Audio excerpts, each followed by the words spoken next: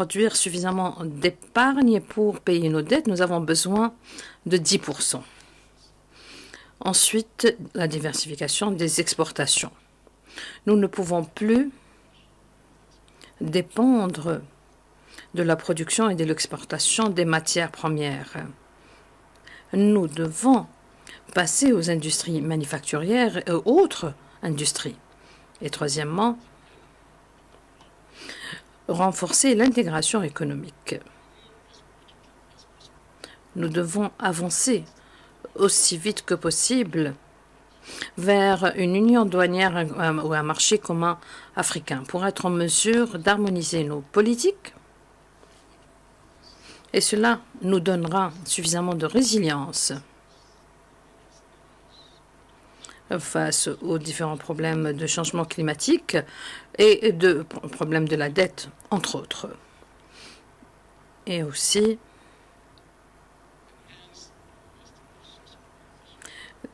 développer la mobilisation des ressources nationales. Hier, nous avions un événement parallèle concernant la mobilisation du secteur privé. Le PDG de Shelter Afrique a dit que en Afrique, nous avions besoin de près de 2 millions de logements.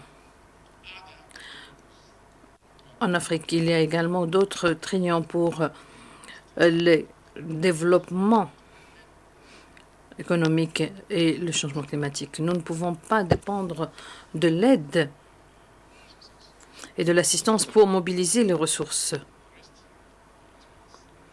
Voici certains points, mais pour les autres, vous êtes les experts. Je suis heureux d'être avec vous aujourd'hui et je vous souhaite des délibérations fructueuses et j'attends avec impatience la lecture de votre rapport.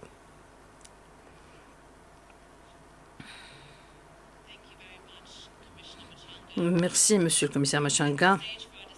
Vous avez préparé le terrain pour nos discussions d'aujourd'hui. Vous avez donné une vue d'ensemble historique concernant d'où est-ce que nous avons démarré.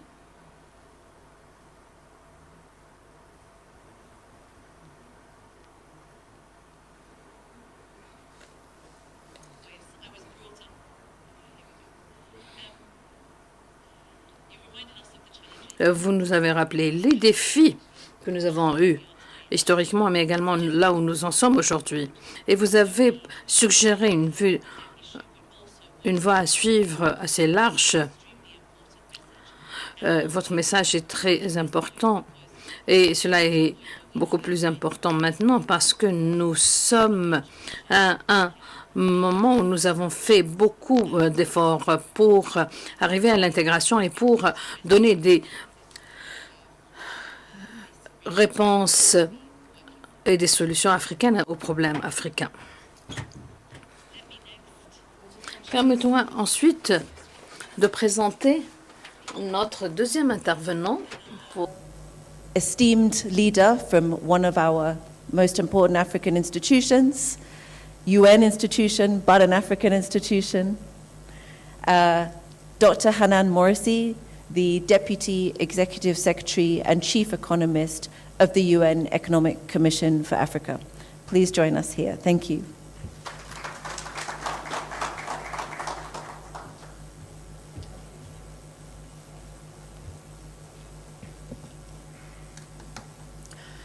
Good morning, Excellency Commissioner Muchanga, honorable ministers, distinguished delegates. It's a pleasure to be here with you and to be part of this follow-up discussion to the dialogue that we had actually in Washington, D.C. on the margin of the IMF and World Bank meetings on the debt issues.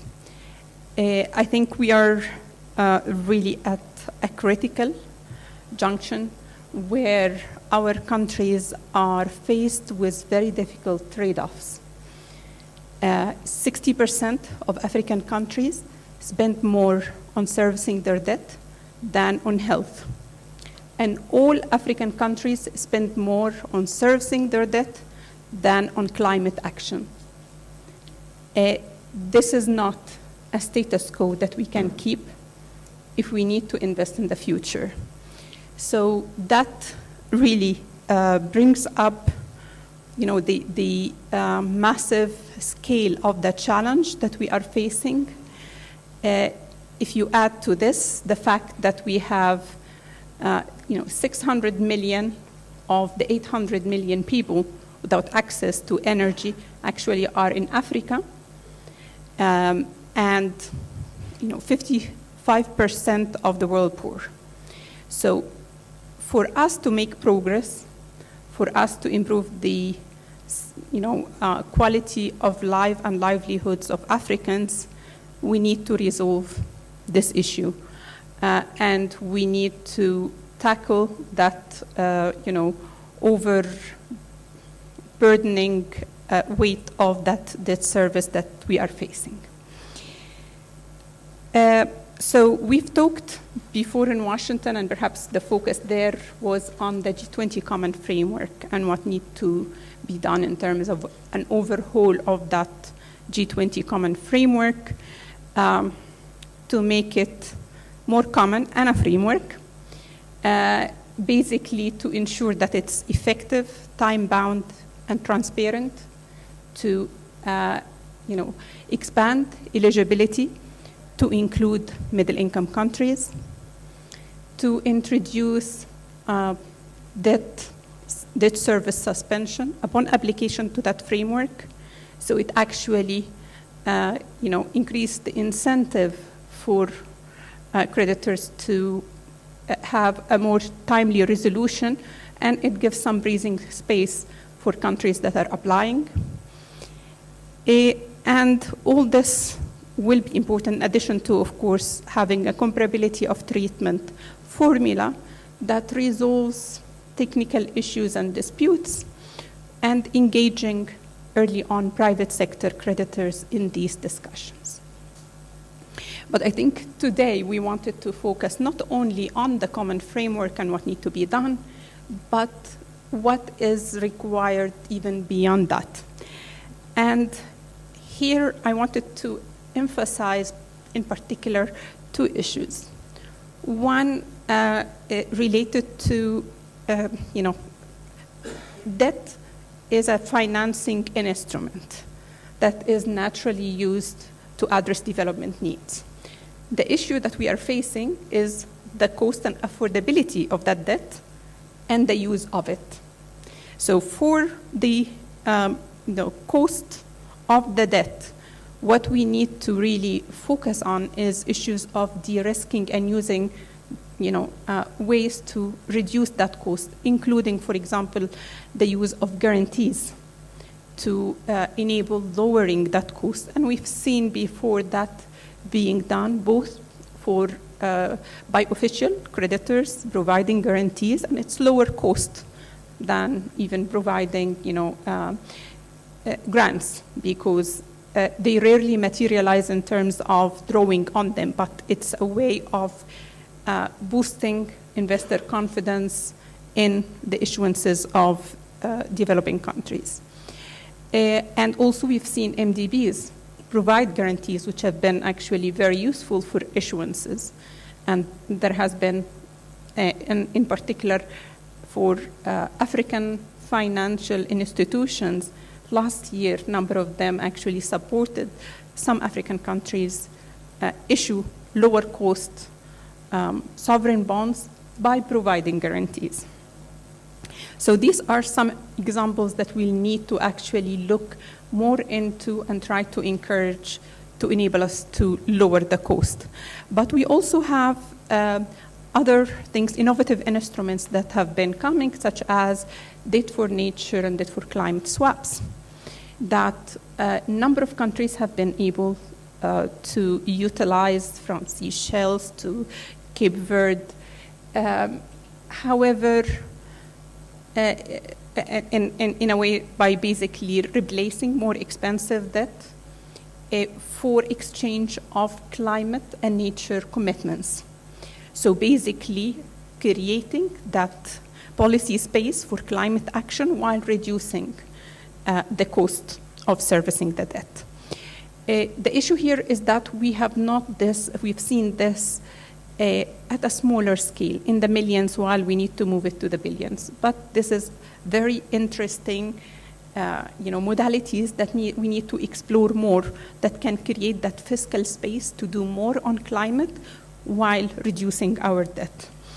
The other issue that also we have not been utilizing sufficiently is green and blue bond issuances. For green issuances, the continent issues 0.2% of global issuances. Let me repeat, 0.2% of global issuances. It's not even 1%. So we have not really utilized that much, but part of the reasons why is the high cost of doing so. The fact that it takes, sometimes becomes even as expensive because of the reporting burden, because of the need to generate data, and because of the structuring. So there is a need for us to invest basically on all these aspects to reduce these costs so that it becomes more attractive. And we'll talk in terms of the solutions when I move to that part on what can be done. But this is an area that we have not tapped enough, and we need to tackle the root causes of why this has not been utilized. Another important area is the legal framework of the debt architecture.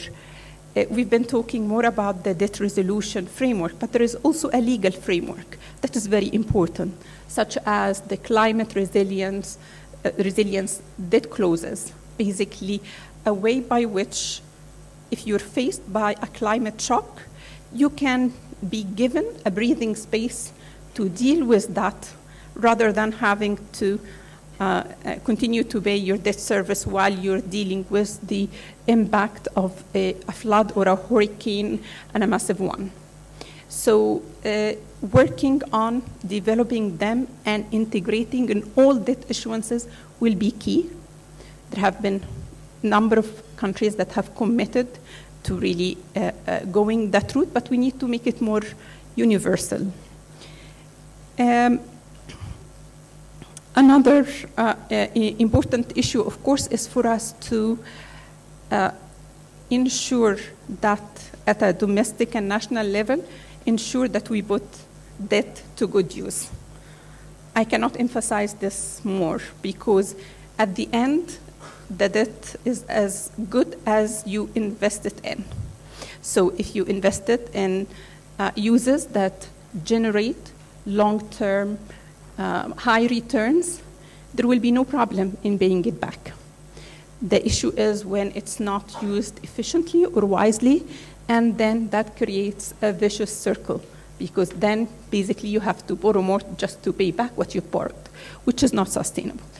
And here we need to have the ownership at a national and domestic level to have mechanisms to ensure that accountability happens, ensure the efficiency of the use of that debt. I think Kenya has been an interesting example in terms of setting like independent bodies that look into these things and assess even outside of the government.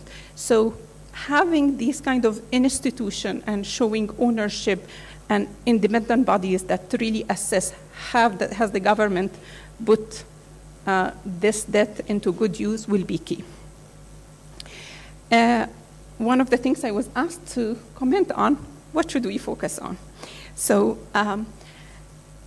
I would say, first of all, we need to focus on tackling the core cause of the issue by ensuring lower cost of finance and affordable finance at scale. And to do that, we need to have bigger and better multilateral development banks. To do that, we need better capitalization of these banks.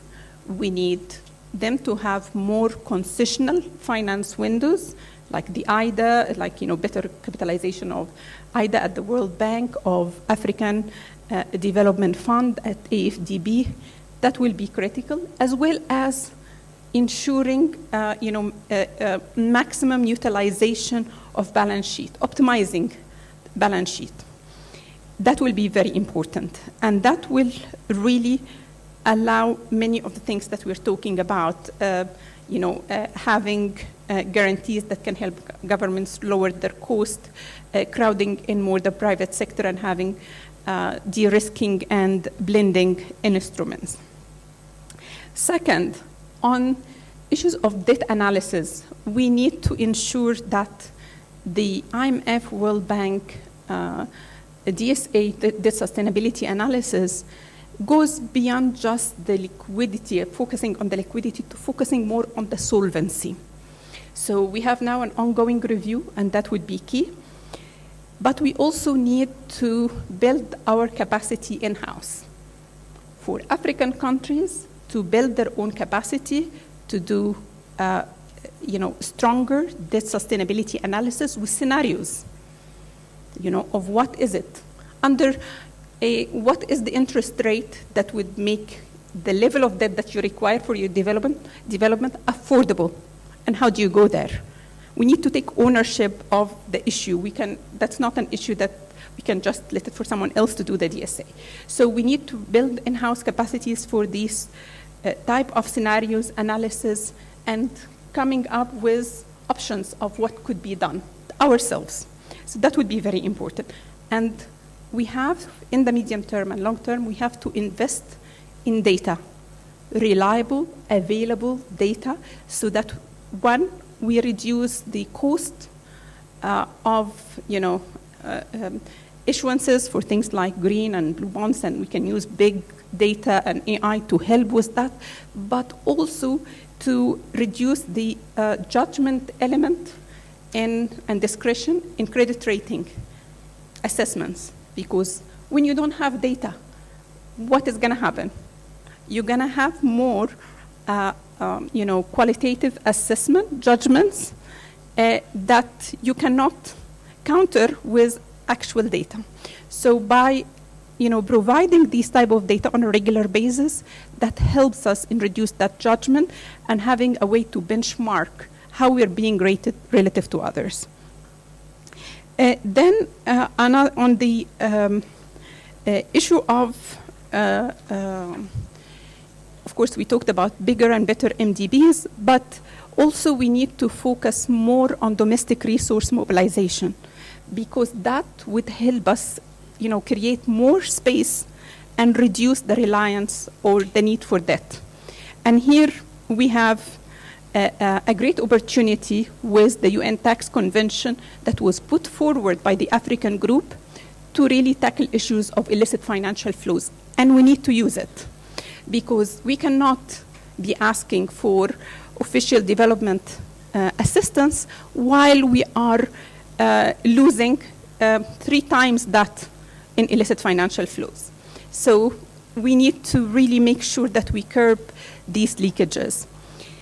And another very important area is domestic capital market development, local capital market development, because that can really help create the space. We can help, whether it's financial institutions, pension funds, and others that are in the continent, allow them to actually invest in development and support these efforts.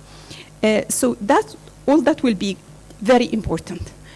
To conclude, I just want to say we need to remember that Africa is the youngest continent with a median age of 19 years.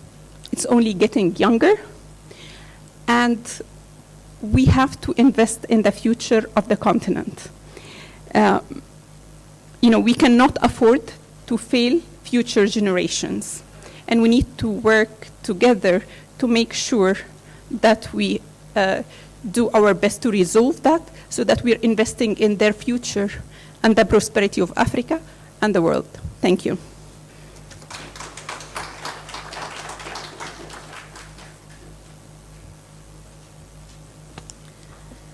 Thank you very much, Dr. Morsi.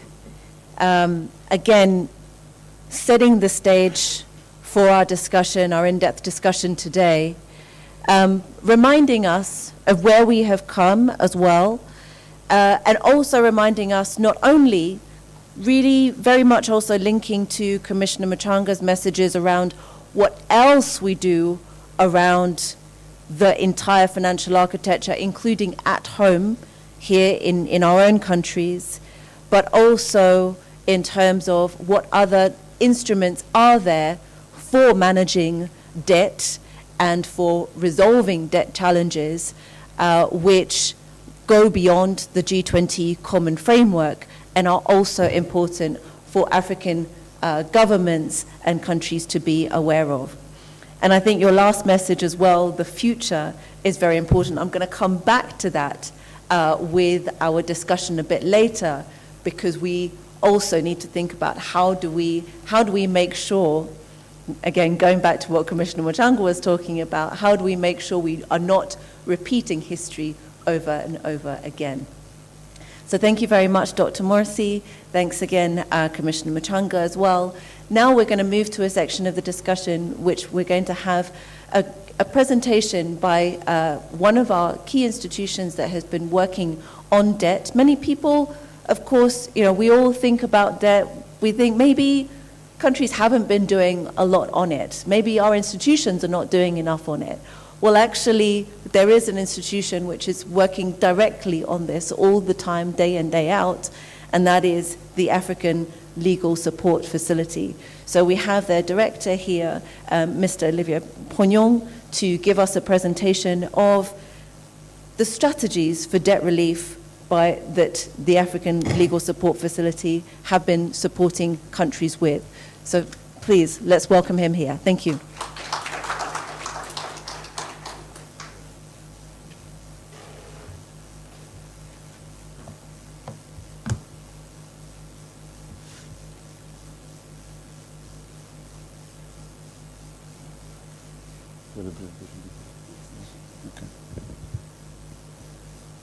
Honorable Ministers, ladies and gentlemen, good morning. Let me maybe start by, I have a short presentation actually with what has been articulated by Ambassador Muchanga and Dr. Hanan Morsi. There's nothing much I can add that would really make sense because the experts have spoken. What I'd like to insist on and maybe draw attention of the audience on is what Hannah was saying, is that alongside the very able financial experts that are looking into the situation of African debt situation, the UNECA, the African Union, the African Development Bank, there's also an institution called the African Legal Support Facility that aims to actually equip especially debt management officers with the required skills, the required tools that are needed not only to cope with the current debt crisis situations we're facing, but also to have the tools and the skills to have prospective thinking into the way debt should be contracted and how debt should be managed. So if you would like to go to the next slide, please. The African Legal Support Facility, which I represent, is an international organization hosted by the African Development Bank. We have our main office in Abidjan, but we also have offices in Nairobi and Pretoria. And the LSF was created by a treaty in 2008, at a time where, some of you would remember the vulture funds, very prevailing activities in those years, you know, particularly in the Congos, in the two Congos. Oh, thank you. Yeah. Okay. And the Ministers of Finance of the African Development Bank decided that they needed an instrument to shield them from predatory activities of Vulture Fund. And then, you know, with having set up that mini project within the African Development Bank, its relevance become blatant because the thinking developed into the fact that one of the reasons why Vulture Fund were able to litigate against African governments was probably that the debt contracts were not properly thought through, were not properly drafted, were not concluded in a way that was beneficial or that actually made sense for African governments. And to follow up on that, the thinking was that probably the people who were in charge of reviewing those contracts, drafting them, didn't have all the exposure or the capacities that were required, you know, to sit across the table of negotiation, you know, with, you know, a flurry of very sophisticated lawyers, etc. So the ALSF started business in 2010, so we've been, you know, in activity for 14 years now. And of course, because the mandate of the ALSF emanates from that sovereign debt picture, we're still, you know, pretty much active in the sovereign debt area. But we also assist governments in area, I'm just mentioning it for the record, pertaining to infrastructure and PPP, anything around energy and natural resources and extractive resources, so mining and oil and gas. But coming back to the subject of the day, I think so. What we really aim for, and our focus is to assist our member countries to develop legal capacity. Institutional legal capacity at ministerial level, at cabinet department level, but also provide a number of tools for self-decision making. I won't dwell on the sovereign finance sector today. As I said, you know, experts with way stronger credentials have spoken before me. But in terms of what we are observing in our conversations with government, there are four main issues that the governments are dealing with. One is complex debt composition. The second one is creditor coordination issues, and we'll come back to that. The third is impact of geopolitics, and the fourth one is the settlement times of debt. So what is the ALSF response or proposed response? We aim to, as I was saying, build capacity at debt management unit level. We work very closely with debt management offices across the continent, and we've actually just issued or published a handbook called the ALSF Handbook, Understanding Sovereign Debt Options and Opportunities for Africa.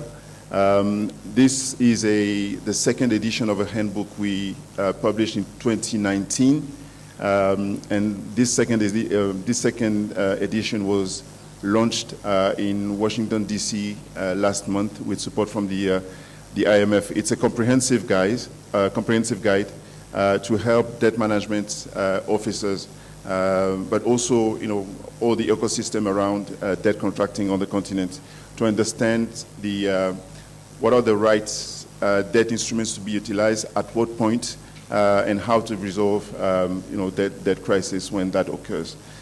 And then we have done some very interesting work with support from the Bill and Melinda Gates and the Netherlands. We've published 7 debt guides that actually are very practical handbooks that tackle issues surrounding the debt landscape. So just to name a few: pre-crisis and crisis management guide, key considerations for incurring non-traditional debt, state contingent debt instruments, fiscal policy and management guide, governance and transparency debt guide, etc. So all these debt guides are available on our website, alsf.int, and you can download them for free. And as we work with debt management offices, we also provide those debt guides for free as part of our capacity building efforts. And then we have the ALSF Academy, which is a self-training, a self-certification platform with 3 levels of complexity or seniority, depending on people's seniority in understanding issues surrounding debt. And that is also a free resource available for anyone who has an interest in sovereign debt issues. Again, I won't dwell too much on the stages, but in terms of the stages at which we intervene, of course, pre-crisis debt management and crisis debt management. To start with the pre-crisis, what we have picked from our interactions with African government is the need to develop, Dr. Hanan Mosi was mentioning that, develop legal and regulatory framework that supports effective debt management. And it happens that those frameworks are in place, but sometimes they would be in place in someone's mind or in someone's practice at Ministry of Finance, right?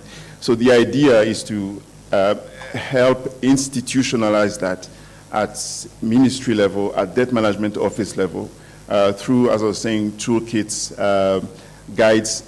Like, people change, of course, but when someone else has come and takes on a particular role within the debt management units, the tools are there for the person to navigate through the complexities of those issues. So the issues that would be taken into account or considered in those in such frameworks are authorization to borrow. At what level does that happen?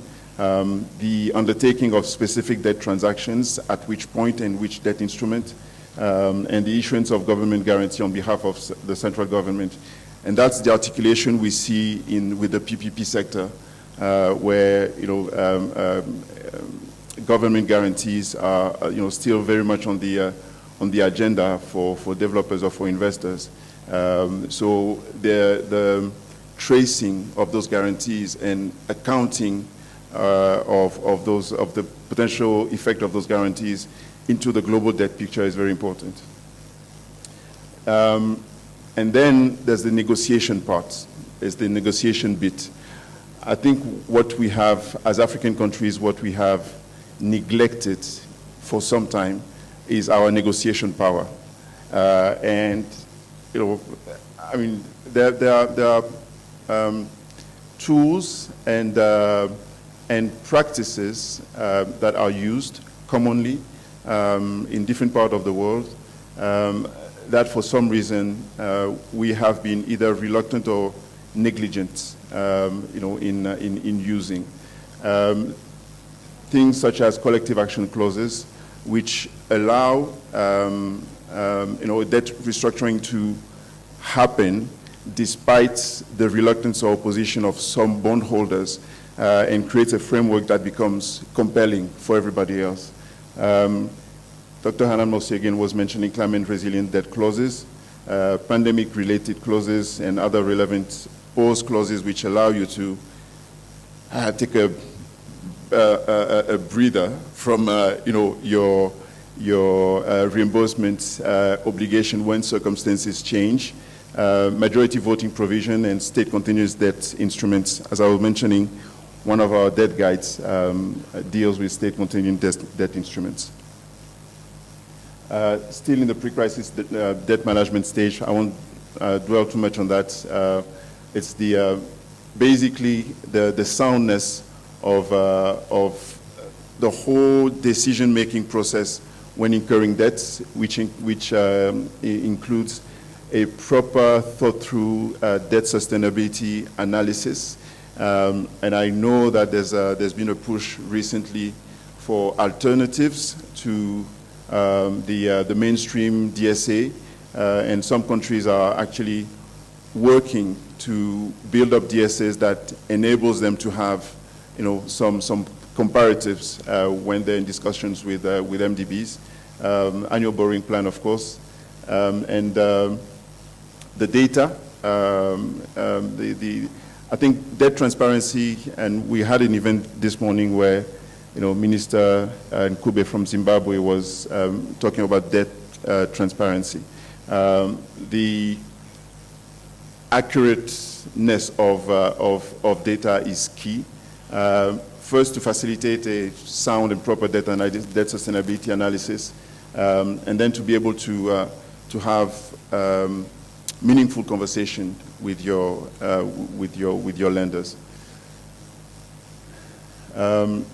Finally, and because we believe that dealing with issues promptly is crucial rather than delaying problems that occur, timely assessment and orderly resolution. We've been involved in sovereign debt restructuring as the LSF. We've worked with Somalia, with Guinea-Bissau. We're currently working with the Central African Republic. And we know that for a country to regain debt credibility and debt sustainability, a well-documented and well-processed sovereign debt restructuring is very important to restore market confidence and support long-term development goals. So if I can leave one message here is that involving, and from experience, I know that having legal advisors involved at a very early stage is the best thing that can happen when it comes to particularly debt restructuring processes, because it then enables scenarios to be envisaged and proper advice to be gathered to avoid some of the pitfalls that the African continent, some of our countries find themselves into at this moment. Thank you, ladies and gentlemen, and wish you a very fruitful meeting.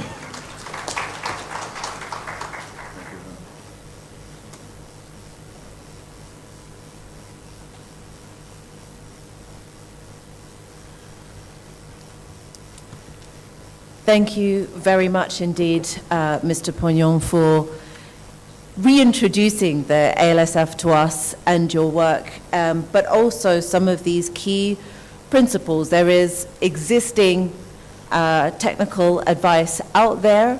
There are existing suggestions that governments can be using as they partake in debt negotiations, but also pre-debt negotiations in terms of thinking through lending and working with lenders.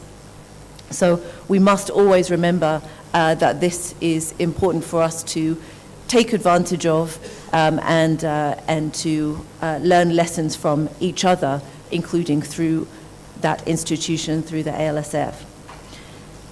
Ladies and gentlemen, honorable guests, honorable ministers, distinguished excellencies, we're now going to move to the next part of our event, which is going to be a more interactive event, a part of the event where we'll have a panel discussion and also we'll have some questions and interaction from the audience. I should also remind you that we're not only we here in this room in person, very busy room in person, but also we have many guests online, and we will also have one of our speakers joining us online shortly, one of our panelists. So without further ado, let's move to that part of the discussion, and let me introduce the excellent panel that we're going to have today. First of all, I'd like to introduce the Honourable Minister Ahmed Shide from Ethiopia's Minister of Finance for Ethiopia. Please join us on the stage, Honourable Minister.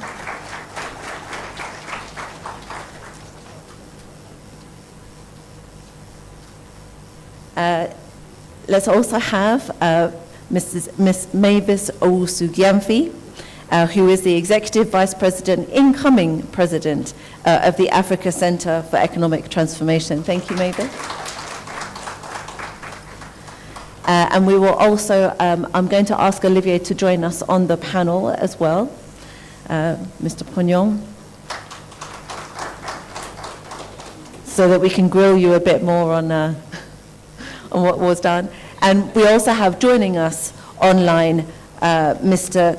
Jean-Yves Adu, who is the Acting Director for Monitoring and Evaluation from the African Peer Review Mechanism. Mr. Jean-Yves Adu. Hopefully we'll be able to see him very shortly.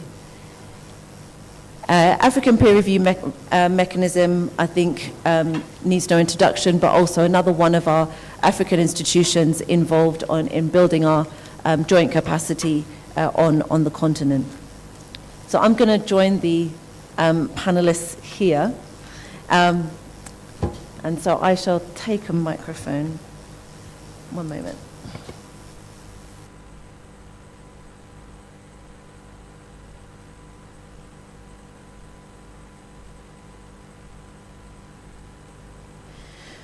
So, thank you very much for joining us on the stage and online. Minister, perhaps I could begin with you to kick off the discussion. We've had the introductions, the history of debt, and obviously there is a specific situation that Ethiopia is in right now. But I want to kind of give a sort of bigger picture of the existing debt frameworks that are in place right now, and in particular the G20 Common Framework. Many have said that it has been particularly slow. It is modeled on the Paris Club of Negotiations, but brings in more creditors, including potentially also private sector. If you were, Minister, if you're, with your experience, if you were to go back in time to the creation of the G20 Common Framework, what would you suggest, or even to Paris, just back in time, if we were coming back to this question, if we had the ability to think about it all over again, what would you have suggested is done differently, both by the creditors and by the borrowers, us, the borrowers? Minister, over to you. Thank you for inviting me to this important event. As Ethiopia's Finance Minister, I appreciate this opportunity to share our experience and insights on African debt and development finance landscapes. Regarding the G20 Common Framework, if I could go back to the creation of the G20 Common Framework, I would have suggested a more coordinated and timely approach by both borrowers and the creditors. Establishing clear guidelines for all parties involved at the onset would have been very beneficial, as well as more transparency and the communications during the negotiation process. Building on Ethiopia's experience, especially the timely management reached on a debt service suspension, what we call DSS, first with the Chinese creditors, which paves the way for broader agreement with our official creditor committee under the auspices of the G20 Common Framework. We believe that while inclusive approach like the co-chairs official creditor committee show strong commitment, the complexity of these mechanisms may sometimes lead to inertia in negotiations. Having discussed in such a coordinated forum and agreed more precise debt relief rules at the onset could have fast-tracked the overall progress. That is my reflection. As such, the proposal pushed forward to grant the automatic debt service suspension at the onset of the IMF program discussion, providing immediate relief, is a welcome development, even though the process took much longer and it could have been much better organized to deliver timely. Thank you. Thank you, Minister. Thank you very much. And I'll come back to you on some of those questions, and in particular, sort of your point about timeliness, I think, is also one, because the longer the negotiation is stretched, the more challenging it is, because you're still accumulating debt, of course. I think also your point about the coordination from borrowers is an interesting one. So I want to, or kind of planning and coordination from borrowers. So I also would like to come back to that if possible, Minister. But perhaps I can actually use that as an opportunity to ask Olivier. Many countries are doing debt renegotiation on their own, one by one. Do you think it would be different if they worked together more and through the African Legal Support Facility? Have you seen examples of that? And if so, what happened? What was the impact, the learning from each other? Thank you, Hannah. No, I haven't seen any instance of, I would say, joint negotiation or joint renegotiation. We are, we act on requests of governments. So when one particular government comes to us and say, we have these upcoming discussions, can you come put a team together and assist us? We get in motion. Of course, I could see the advantages or benefits of joint initiatives, especially in terms of some of the clauses or some of the instruments, the legal instruments that we have that can enhance the debt contracting process, or that can alleviate some of the some of the flows that you have when you go, as you say, and negotiate on your own and without the legal advisory support that is required. I do believe that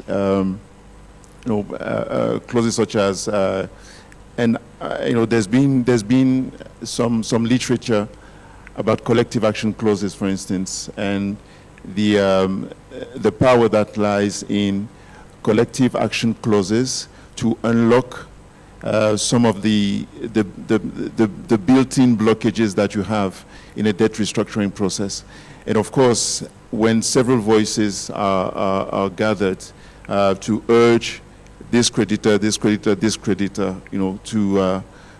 move towards a certain direction based on duly considered interest. Again, I'm a strong advocate of African countries realizing and using the negotiation power that they have in every situation. Yeah. So that would, to me, that would be a welcome development. But I must say I haven't seen any such instance yet. Thank you very much. Thank you very much. And I think that's an interesting point in itself. But again, perhaps there's also experiences outside of ALSF where governments have come together and found opportunities for that. Mavis, let me come to you. And we talked a lot about history at the beginning. Our opening speakers, especially Commissioner Mchanga, was talking about history and where we were,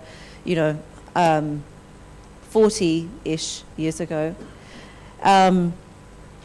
Let's imagine a world in 40 years from now. Given the history, it feels like we are sort of repeating ourselves right now. How do we break that cycle? What would you expect on debt issues by then? Would you expect us to be going through another cycle? So thank you, Hannah, and thank you, Development Reimagine, for inviting me to join this panel. Unfortunately, if we stay on this trajectory, I'm afraid we will be back here having this conversation in 40 years' time. Only those of us on the panel right now will be the eldest, and there will be a younger panel here discussing these issues. But it is a cycle I fundamentally believe we can break, and we can break it in a number of ways. at Asset, we are going to be putting out a paper in about a month on debt in Africa and how we found ourselves back here after HIPIC. And when I was reading the draft paper, the thing that really struck me was, as different as the landscape is, there were two things we had 20, 30 years ago that we have today: governance and legal structures within Africa. So if we are going to break the cycle, we need to start at home, okay? And some of the points Olivier made. One is around the legal and institutional frameworks that govern our own internal debt management. How robust are those legal and regulatory frameworks, and to what extent do we actually implement it? So in our report, we found that some countries have really great legal frameworks. Zimbabwe, brilliant. In fact, it's one of the best in the world. But implementation is very different. So if we can really develop and implement global standard legal and regulatory debt frameworks, that's step number one. Step number two is really ensuring that we are coordinating the money we are borrowing with public investments, okay? So we borrow and we have public development plans. So if we're going to borrow for an infrastructure program, it doesn't make sense to do a debt framework that we have to pay back in 6 years. We're not going to get the return on it. It's a risk, okay? So to what extent is our borrowing really aligned to our long-term or short-term development plans? And are we using the right debt instruments for that borrowing? And then the third one is, who is actually holding us to account? Who is holding ministers to finance to account when they say we are going to borrow for X? Where is the parliamentary oversight? Where's the robustness in our governance structures?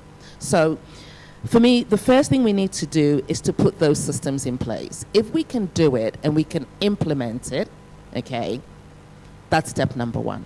Step number two is, in my dream world, in 40 years' time, we would not just have borrowed, but we would have invested that borrowing wisely. And I can't remember whether it was Dr. Morsi who said it or Ambassador Muchanga.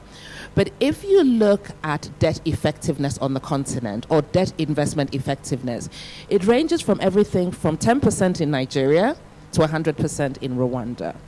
So if you're borrowing and you're only spending 10% of that money effectively, what are you actually leaving for your children?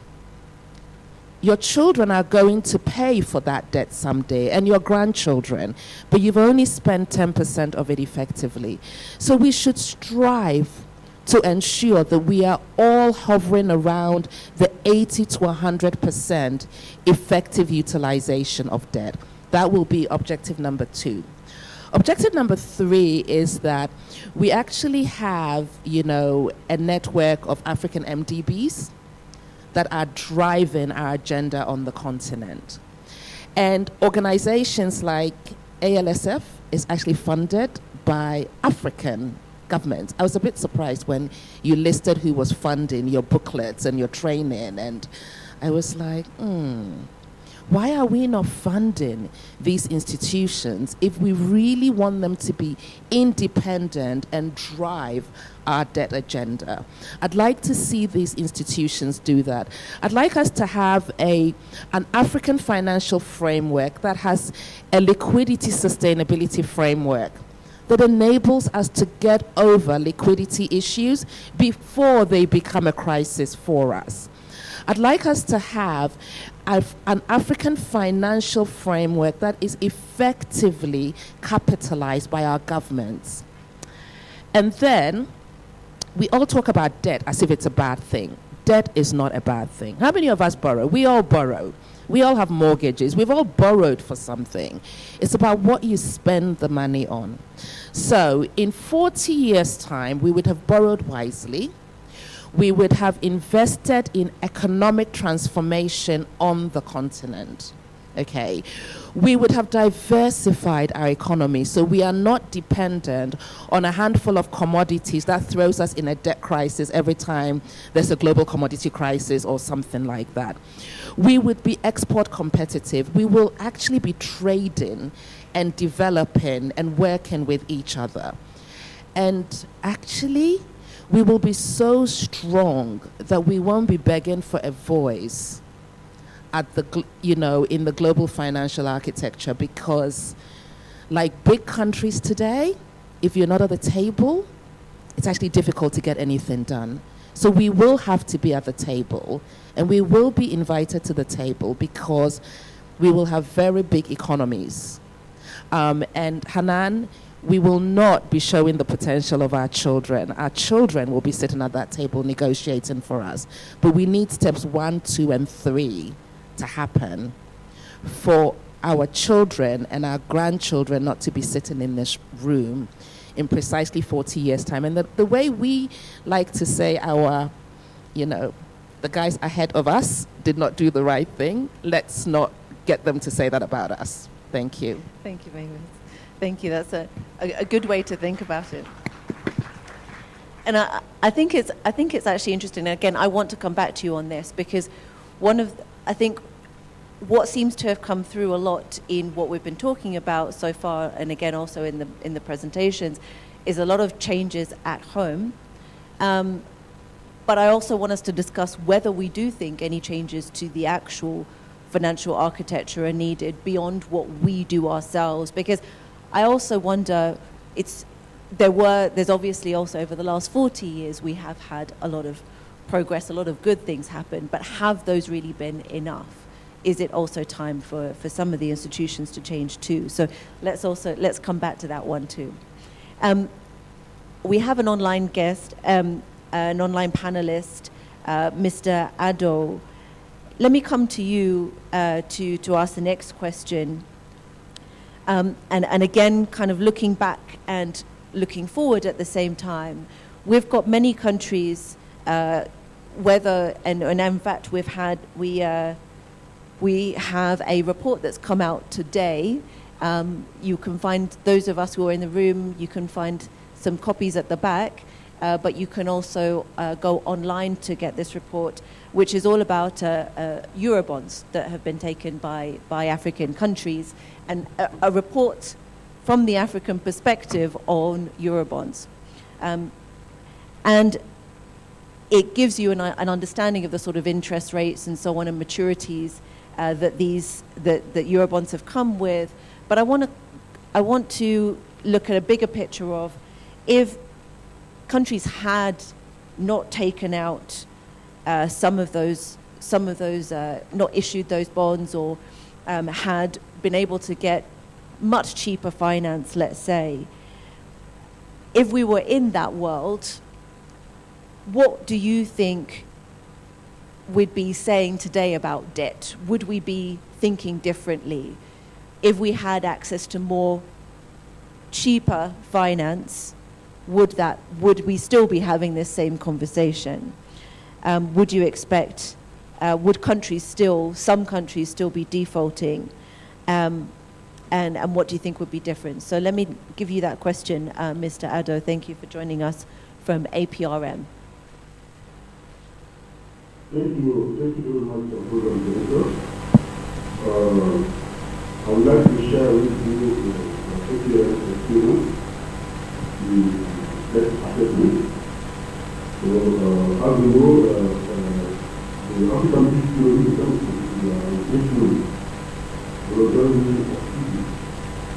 by the United States of African Union as the set inclusion intended to foster a lot of policies, conduct, and practices that lead to political stability, high economic growth, sustainable development, and accelerated economic and political integration.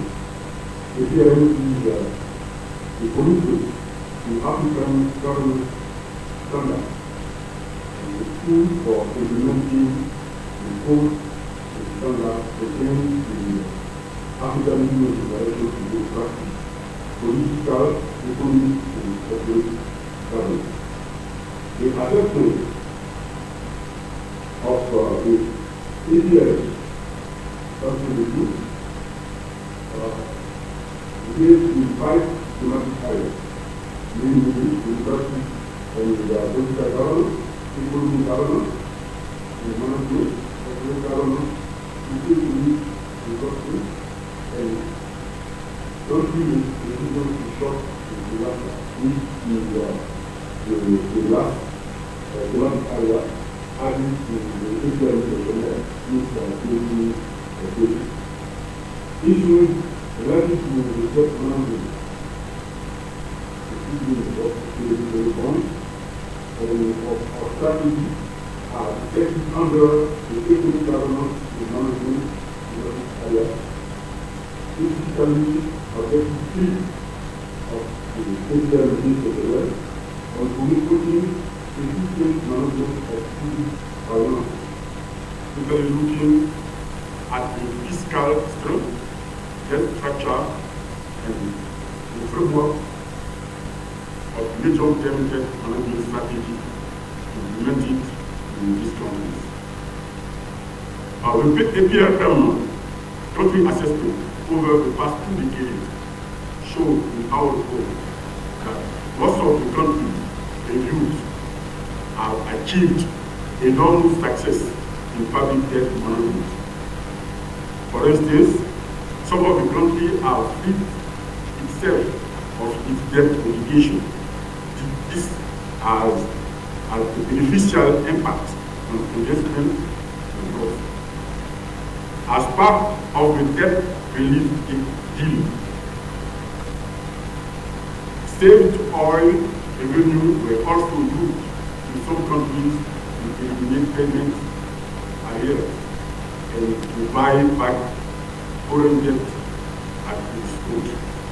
This reduced foreign debt, contributing to the vote of confidence in the economic reform effort, resulting in a good sovereign credit rating. However, from 2020, the emergency of our global COVID-19 pandemic and other economic shock undermined those efforts of good debt management. Some countries, instead of reducing the debt, have increased it rather due to decline in export revenue and fiscal deficit, which has negatively impacted on sustainable economic growth because of the increase in debt service. The relief from the heavily indebted poor country initiative are not entirely lead to poverty reduction in most countries. This is largely attributed to prevailing governance issues across the continent, namely public fund misappropriation, corruption, money laundering, and also illicit financial fraud. If there is a good economic governance and management evidence in proper public finance, such countries will have achieved sustainable economic growth and reduce poverty. So the issues is the governance. African countries are encouraged to manage their debt burden to a minimum to impact on economic growth, since resources can be directed toward implementation of development program and investment in the countries. However, it is important to note that this growth may not necessarily translate into poverty reduction in some countries due to governance issues. I thank you. Thank you, Mr. Ado. Thank you. So I think you've reminded us, and of course, we've remembering the history of the African peer review mechanism and what it has done so far in terms of bringing together, again, bringing countries together to learn from each other and to review each other. While at this, and obviously debt management has come up, and there is also a growing understanding of what are the best means of managing debt, and again, complementing the efforts, of course, from ALSF. Minister, let me come back to you and put some of the questions that I'd posed to Mavis and also Mr. Ado and also Olivier, some of these questions to you. If, obviously you're involved in, you are managing the finance, you're making it happen, you're doing your very best. What would you see as being different in 40 years' time? What would you like to be different if you were speaking to your successor in 40 years' time? What would your advice be? What would you want to be different about the financial architecture? Thank you. It's very difficult to predict 40, 30 years, let alone the current world trajectory. Even predicting in near future is becoming very difficult. The most important thing is debt is part of the larger equation for development. It's not alone. It's about what you do with the debt. And I think the most important thing is we need to find a means to sustainable financing model to finance our development. That's very important. That needs long-term concessional financing, as well as domestic resource mobilization, as well as also private financing, both international and local. And we need to use debt to generate development dividend. I mean, we need to generate production, we need to generate export, so that we lift people out of poverty in such a way that we use debt to create growth, to diversify growth, to enable and attract long-term meaningful investment. So the most important thing is African countries should also focus more on mobilizing domestic resources and engaging in responsible borrowing, which fosters economic growth. In Ethiopia, for the last 15 years, we have borrowed both concessional and partly non-concessional. Most of our borrowing mix is concessional.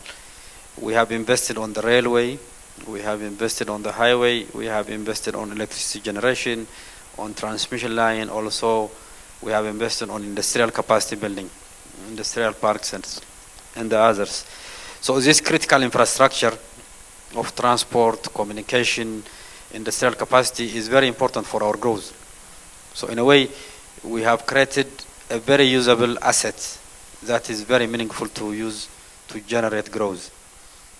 We need to do ease of doing business. We need to fix the macroeconomy so that the economy overall is suitable for external investment to attract FDI. That's what we are doing as part of our homegrown economic reform. Addressing the macro challenge, controlling inflation, restructuring debt so that it can be sustainable, as well as also enhancing the competitiveness of the economy and also to generate more export. So debt is part of the equation. It's not alone. It has to operate within all this real sector, monetary sector, fiscal, and balance of payment as well. So responsible borrowing from our side is very important. We should focus on generating more growth, and export-oriented growth is very important, as well as also import substitutions. If we learn from our past mistakes, and then we use these resources to generate growth in a sustainable financing manner, I don't think this debt trap will come again and again. So I can see most countries in Africa are learning from this, and we should also focus on our own capability to generate our own local resources. And if we go this line, provided there is no other issues, peace, national unity, conflict risk, these fragilities has to be addressed, because that also partly affects the country's capability to move out of poverty ladder. So if that goes that way, I believe that the future is much brighter, and our children will talk about other agendas rather than debt. Thank you. Thank you, Minister, for a very hopeful outlook for us. And I think it would be great if we can make that happen, and I sincerely hope so. My concern with that possibility is that the pace of things like the infrastructure development that you've talked about, the pace of building those assets which are not taken into account very well in the existing debt sustainability framework. How will we make sure that, how do we increase the pace of that so that that we don't get into fragility and so on as well. And I think one of the answers is, of course, our multilateral development banks increasing their ability to support us with concessional finance, of course. Mavis, can I come back to you as well? Because there is also the aspect of debt from different types of lenders has to be thought of and managed differently. We talked a lot about what domestic action we can take, and there was a discussion yesterday with the African financial institutions, and something was mentioned around domestic finance. A lot of domestic finance is domestic debt. How important is it to be actively managing domestic debt and dealing with domestic debt? Is it as big an issue as foreign debt, like Eurobonds, for instance? How should we think about the management of domestic debt? And I think Olivier may even have something to say about this as well. I mean, I think, we all got very excited when countries started borrowing domestically, because it demonstrated that our financial frameworks were robust. We were deepening our financial markets domestically. And that's good. It's a good sign. But we've also then got to remember, and it also means that we can borrow in local currency, and it minimizes all the risks around exchange rate, etc. But we've always got to ask ourselves, when we borrow domestically, what is the cost of it? Okay, you are borrowing from financial institutions and domestic markets, and you're taking that money away from the private sector. The private sector that you are desperately trying to grow, the private sector you need to diversify your economy, the private sector that you need to basically transform your economies, as our minister earlier said. So there's that risk. And then when you have a debt crisis, okay, and you have to renegotiate with domestic borrowers and you take a haircut, okay, there's also a huge impact on your local economy. It has a huge impact on your banking sector. But I think very often when we talk about domestic borrowing, we like to talk about financial institutions. And we all know how much money financial institutions make, and we get comfortable, it's fine, they can take a haircut. But think about who sits behind those financial institutions. Most of the bonds that were raised domestically were actually our middle classes. Okay? So, let me take my own beloved country. When we had the domestic debt renegotiating and we had to have a haircut, the impact on middle class Ghana was huge. We've suddenly had individuals who had invested money in a bond thinking that they were going to pay university fees or wherever it might be, suddenly in a crisis. Okay, we've seen a spiraling of our middle class downwards as a result of this. We've seen the continued problems that we are having with our lending to the private sector. So when we borrow domestically, we've got to always think through the cost of that borrowing and what are we trying to achieve overall within that economy, or what are we trying to achieve in Africa? We are trying to transform our economies. We're trying to grow our economies. We need investment in the private sector for this to happen. So when we suck that money out into government bonds, what is the cost of it? And I think that's a risk we should always weigh in the toolkit available to us for our investments. Right. Thank you. And I think that's also interesting with regards to, because some countries have gone to haircuts have thought that it's easier in some ways to work with domestic debt holders to do haircuts first rather than international holders. But of course, international holders are not people, well, they may well be people who are worried about school fees, but perhaps a bit less so. So I think those are interesting issues around inequality and the means of dealing with debt. But again, the interesting aspect of this is domestic debt is not part of the G20 common framework. International debt has sort of, private sector debt is slowly trying to be brought in, but it's been extremely difficult. Also there's other sets of creditors that are now in the G20. So we're trying to talk about sort of what beyond, and so I think that's very interesting observation with regards to domestic debt. Olivia, did you want to say anything about domestic debt, Olivia, around kind of good practice on that? No? Okay. All right. So I'm going to, Minister, was there anything else that you wanted to say on the balance between different creditors and domestic debt versus international? I saw you noting down something, and I wondered whether that might be. I think a balanced approach to borrowing is very important, and both concessional, long-term debt, as well as also international, denominated by Forex, and also domestic.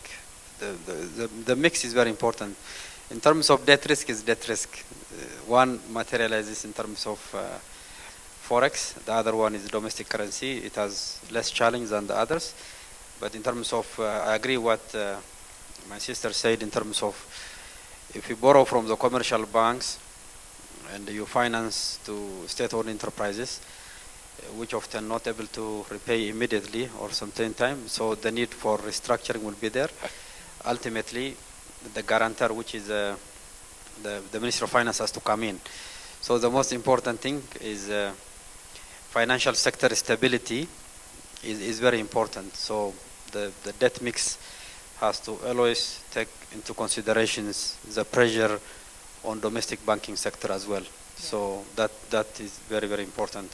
And so, as I said, sustainable financing model is a very important practice to follow, along with generating sufficient growth that will enhance export and also domestic revenue mobilizations, so that you can have the ability to repay debt, as well as using the debt also to generate growth is a responsible way to move forward. Thank you. Thank you, Minister. I want to leave a little bit of time for audience questions and answers. So we have questions that may come from the floor here and also online. So if there are questions online, I'm going to be checking my phone for those to be passed through so that I can put them to our guests. But in the meantime, let's open up here in this room for some questions from the audience to our panelists. Thank you. There's one here, and we'll take a bunch of three each. So one, please. Yeah. I think we have a roving mic, hopefully. Otherwise, somebody can borrow this one.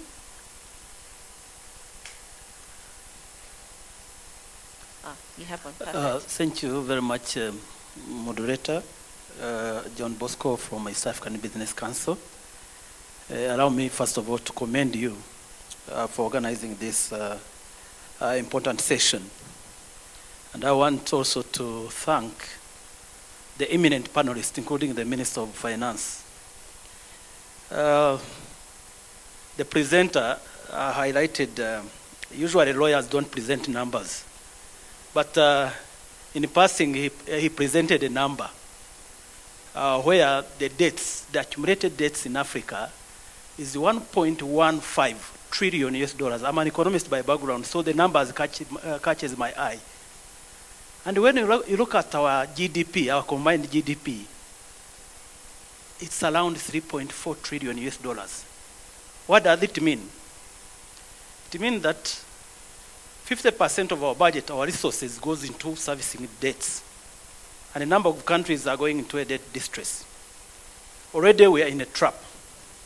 So I was expecting the panelists, including the minister, to tell us the tools, instruments that we can use to get out of this financial and economic quagmire because already we are in trap, and we need to look into what are those quick wins in terms of getting out of the situation. And I realized yesterday we had a very interesting discussion on building resilience for African countries. And the presenter, the professor from Economic Research Consortium, he said for 40 years we paid attention on macroeconomic issues than productivity issues. And even now when you look at our saving rates to GDP is around 10 to 15%, our tax to GDP is around 11 to 15%. So the situation really doesn't look good. We need to move forward and come up with strong tools in terms of building resilience, but also in terms of enhancing our productive capacity. And I think that is the message I wanted to convey. Thank you very much. Thank you very much. Thank you for your question and reflection. We'll have another 2 questions, please. We have this lady here, please.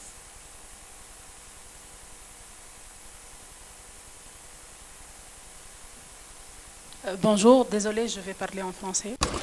Hello, good morning. I'm going to speak in French. I am Je Emmanuel viens de from Business Tunisie. News Donc, and I'm ma from question est Tunisia. simple. Vous avez My question beaucoup is parlé simple. You've d'efficacité spoke extensively about d'efficacité par rapport à l'usage de la dette. efficiency relating to the debt use. Merci. I should have mentioned that we do have translation available. Ok, allez, merci. Vous avez beaucoup parlé d'efficacité de l'usage de la dette. Mais comment pour des pays qui sont déjà surendettés, comment justement casser ce cercle vicieux et sortir pour un usage efficace de cette dette? How do they efficiently move Vous beyond avez this aussi debt parlé level? de Also, you spoke about renégociation de la dette et renegotiating de debt restructuration de la and dette. Est-ce que cela restructuring n'a pas un coût pour les pays qui vont le faire? Does this not stand difficult ça in va terms pas of cost être for plus cher countries que which will ce qu'ils be payent engaging déjà on this? Will it not actuellement. be more Voilà, costly merci. compared to what they are paying at the moment? Thank you very much for your question. Merci beaucoup. And then one more question from the back there. We've got, I think, 3, but if we could have the one at the front, the gentleman at the front first, and then we'll come to you. We'll come to both of you a bit later. We'll do a couple of rounds of questions. We have just about enough time. Oh, it's okay. Yeah, just a quick one. I think my question is actually to Dr. Mosi of UNEC, I think. You mentioned that one of the tools that we do not use enough is debt swaps. Are there instances where these debt swaps actually worsened the risk profile of any country? Because basically you do not pay. Okay, so we have 3 questions and one specifically to Dr. Morrissey. So let me actually ask for one more question, please, because Dr. Morrissey, maybe we can ask you to come on that one shortly on the debt swap question. What has been the impact on their profile, on the risk profile of countries that have used debt swap instruments? One more question from the audience, please. Yes. Yeah, thank you very much. Good morning. So my question goes to, I think, the lady, one of the panelists there. So I'm asking, we've talked about the debt sustainability analysis, and we're also we've talked about the debt sustainability analysis, and we're also talking about having an alternative. Okay, again, having an alternative, what alternative are we coming up with? And again, are we not going again to the same IMF World Bank for support, like the person from the legal organization is talking about? They even having support on documents, booklets, and things that are of importance to Africa and being funded by those organizations that we're thinking as a continent they're still putting us in trouble. Thank you. Thank you very much. Okay, I'm hoping we've captured some of these questions. I'm going to ask Mavis to come in first, then Olivier, then the Honourable Minister, if that's okay. Thank you. Okay, so I will take the productivity question. John, I agree with you. I think we do have, both the Minister and I talked about the importance of investing in our economies. okay, and the importance of not just investing in the economies as they are, but investing in a way that transforms our economies. That means that we have to think about investments in productivity. We have to think about scaling up. We have to think about industrial policy. We have to do all of this also and think through, what does a green industrialization look like? How do we build industries that actually generate jobs for young people? We can't, if we are going to borrow, if we are going to increase domestic resource mobilization, if we're going to increase the money available to us, we've got to focus not just on spending it on now, but spending it in a way that increases the size of the cake over time. That means increased productivity, diversified economies, more export competitiveness. And Hannah, if you give me 1 second to jump on my bandwagon, it means working together as Africa. If you think of ourselves as a continent, if we look within ourselves, we are more likely to be investing in value-added products that we sell to each other. But if we look outside, then of course we're going to export raw materials. So let's make the AfCFTA, let's shift from AfCFTA having potential to the reality of AfCFTA and trade amongst ourselves in a way that enables us to add value and enhance our productivity levels, as you said. Thank you. Olivier, perhaps you could take the one on effectiveness. I would maybe like to address the question regarding DSA and the alternatives. Again, I'm not the specialist here, but one thing I know and one thing I've heard over the past few years, and one thing we all know is that from the pre-COVID times to now, of course, there has been a lot that happened, in a short span of time. And I think one lesson that we all learned from COVID is that when it hit us so badly, that there was a realization that maybe some of the debt management elements, including the debt sustainability analysis, lacked the contingency element. So COVID happened, and thinking of Africa particularly, the critical minerals potential occurred and is now blatant.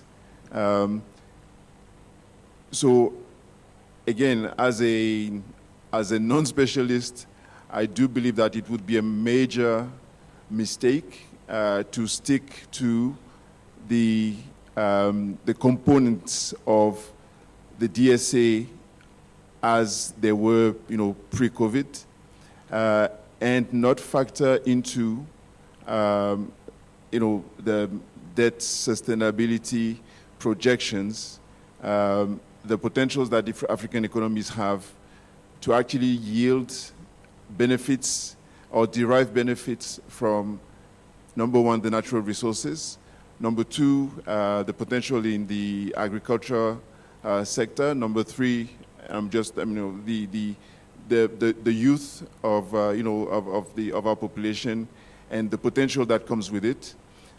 So I think there are elements that have to be built in a debt management or debt sustainability analysis that countries are becoming more and more aware of, and it's not about questioning altogether what has happened before or what used to be on the menu before.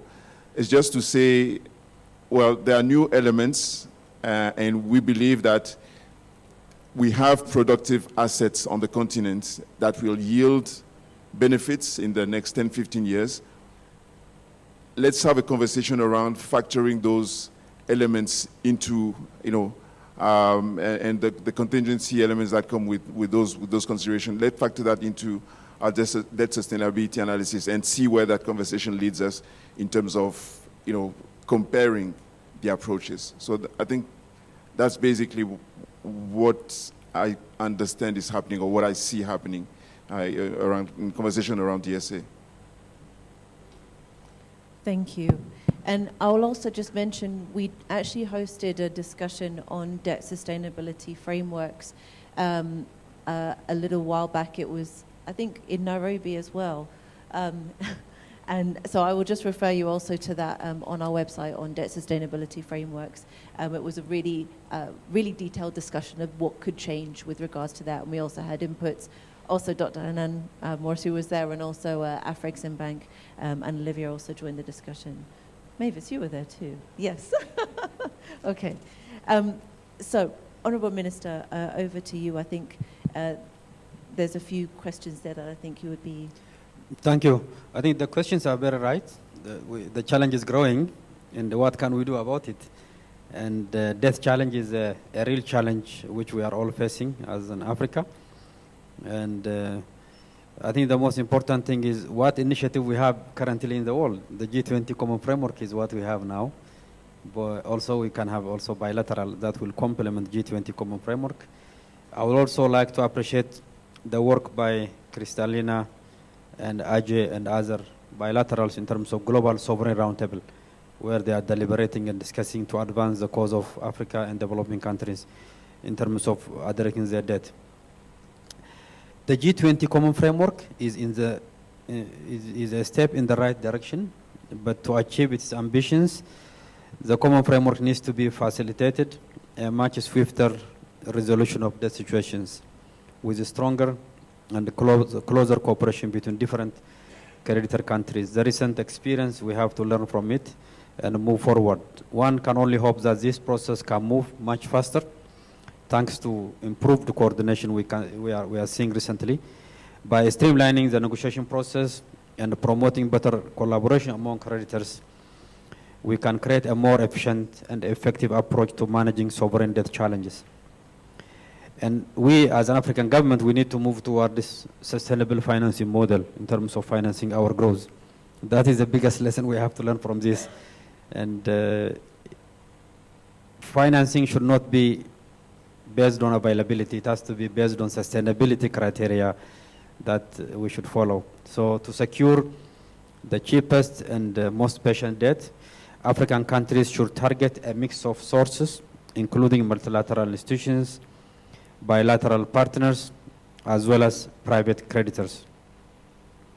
Instruments like IDA, International Development Association, which is a World Bank concessional window, financing can be beneficial, as Ethiopia has experienced it, but countries should also explore other options like concessional loans and grants from alternative development partners, and also innovative financing mechanisms should also be worked on.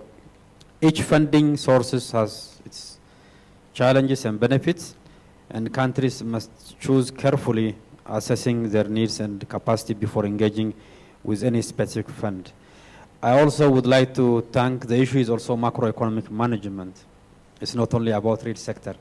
So we need to make sure that we fix our macro challenges so that we can have a conducive, sustainable macro framework that will enhance growth, attract investment, both addressing the issue of debt, inflation, as well as forex challenges, and also enhance domestic revenue mobilization significantly, in addition to securing a mix of sustainable financing from external and domestic sources. Thank you. Thank you very much, Honourable Minister. That's very helpful. And let me, last but not least, come to Dr. Morsi to answer that question on the debt swaps. I'm afraid we will not have time for more questions, sadly, because we need to move to another event. But Dr. Morsi, please. Thank you. The question regarding the swaps, if I got it right, was asking about the impact on profiling. So basically with debt swaps, you're trying to create space to actually allow climate action, like progress on climate action, and to lower the burden of debt. So that is usually done by replacing more expensive debt with more affordable, or reducing some kind of, a forgiveness of part of it to create that space. And overall, of course, that improves the profile, the debt profile for the country, either by reducing the cost or the stock. I think the issue here is that this has really been initially enabled by the involvement of philanthropy that actually showed that this can be done, demonstrated, but the crowding in of official and so on has been coming at a slower pace. So that's the area where we need to bring it to scale from the millions to billions to allow more climate action. It can be in a variety of ways, including, for example, using guarantees to lower the cost. And we've seen before guarantees used in many, by donor countries in many areas of the world, but less for climate. And I think this is a public good where we need to divert attention and resources to tackle a global challenge that we all face, and addressing it will matter for everyone. So these are the directions that we need to go toward.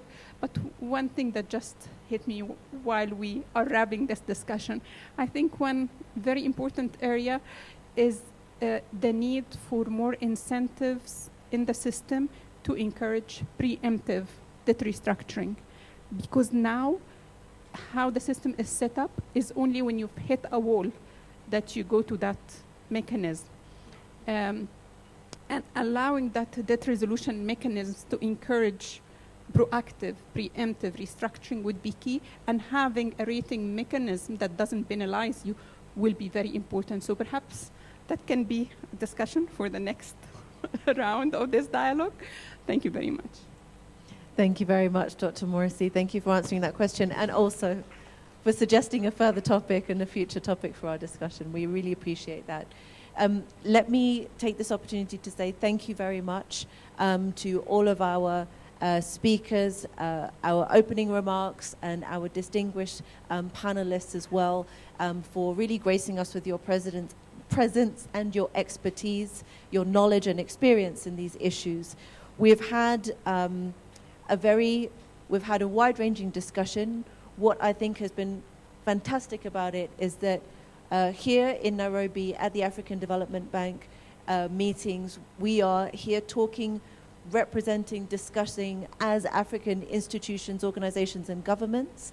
I feel that it's been fantastic to have that at the forefront, and realizing that much strength is within us, much knowledge is within us, and I hope that we can continue in that way to support each other and support our African institutions to grow and to strengthen in the end for those children in 40 years' time that we hope will not be having the same discussion, a quite different set of discussions, inshallah, yes. So thank you, everyone. Thank you to our guests and online presence. Much appreciated.